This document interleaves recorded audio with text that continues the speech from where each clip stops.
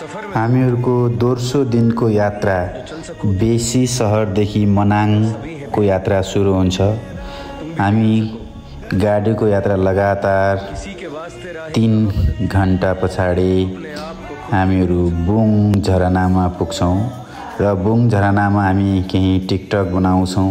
त्यहाँको सुन्दर मनोरम दृश्यका केही तस्बिरहरू कैद गर्छौँ र सबैजना साथीहरूले बिहानीको खाना पनि त्यही खाने गरेर हामी खाना खान्छौँ र केही समय फेरि हामी अक्टोपस झरनामा केही फोटो लिन्छौँ। त्यहाँ पानीको कारणले गर्दा हामीले सोचेको जस्तो पाएनौँ अक्टोपस झरना र फेरि हाम्रो यात्रा अगाडि सुरु हुन्छ। हामी निरन्तर यात्रामा त्यहाँका प्रकृतिले घेरिएका अनौठा दृश्यहरू हेर्छौँ र केही दृश्यहरूले मनै अत्ताउने एकदमै डरलाग्दो दृश्य भयावह बाटोलाई हामी उछुल्दै हाम्रो यात्रा अगाडि बढ्छ र हामी केही समयको यात्रा पछाडि विशाल महाभारत श्रृङ्खला हुँदै त्यहाँको एकदमै सुन्दर लोकप्रिय र प्रसिद्ध ताल ग्रिन लेक ताल हामी अवलोकन गर्छौँ। एकदमै सुन्दर मनमोहक दृश्य, हिमालको छाया देखिने ग्रिन लेक एकदमै साँच्चीकै सुन्दर र मनै लोभिने ताल रहेछ। हामी त्यहाँ 1-2 घण्टा अवलोकन गरिसकेपछि त्यहाँका थुप्रै अन्य तालहरू पनि हामी अवलोकन गर्छौँ। साँच्चीकै मनाङ एकदमै प्रकृतिले भरिएको, प्रकृतिले घेरिएको एउटा सुन्दर ठाउँ रहेछ। हेरेर नसकिने र नथाकिने सुन्दर सुन्दर दृश्यहरूले भरिएको यी सुन्दर दृश्यहरूको अवलोकनसँगै हाम्रो दोस्रो दिनको बसाइ मनाङको खाङसार सहरमा हुन्छ। खाङसार बजारदेखि हाम्रो तेस्रो दिनको यात्रा ट्रेकिङ सुरु हुन्छ। झोला बोकेर हातमा लट्ठी समाउँदै हाम्रो ट्रेकिङ यात्रा सुरु हुन्छ।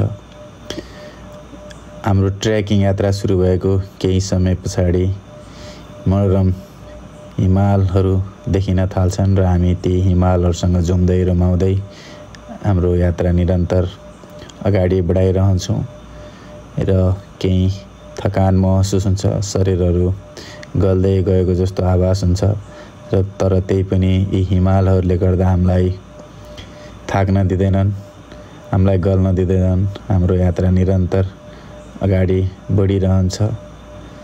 एकदमै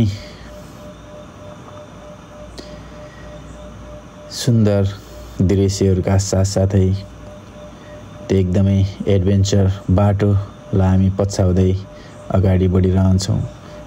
यो रक फल एरिया, यहाँ एकदमै चट्टानहरू खस्छ, चट्टानको बाटो छ। एकदमै डेन्जर बाटो छ। हामी सावधानीपूर्वक हाम्रो यात्राहरूलाई अगाडि बढाइरहेका छौँ। एकदमै सुन्दर ठाउँ, जिन्दगीमा एकपटक आउनै पर्ने ठाउँ जस्तो मलाई लाग्छ। बाटैभरि हिमालका दृश्यहरूले मन एकदमै लोभाइरहन्छ र हाम्रा पाइलाहरू निरन्तर अगाडि बढिरहन्छन्। करिब 6-7 घण्टाको निरन्तर हिँडाइपछि हामी तिलिचो बेस क्याम्पमा पुग्छौँ र हाम्रो तेस्रो दिनको यात्रा यहीँ तिलिचो बेस क्याम्पमा आएर समाप्त हुन्छ।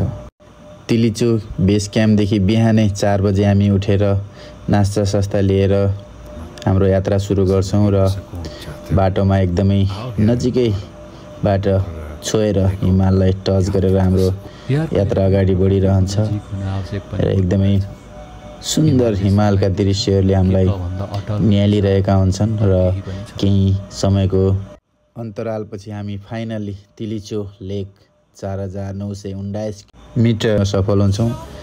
एकदमै मन प्रफुल्ल भएर आउँछ, सपना पुरा हुन्छ र हामी तिलिचो लेकमा रमाउँछौँ, फोटोहरू खिच्छौँ, भिडियोहरू खिच्छौँ। साँच्चीकै यो क्षण सम्झिँदा मन नै आनन्द आउँछ। एकदमै सुन्दर दृश्य।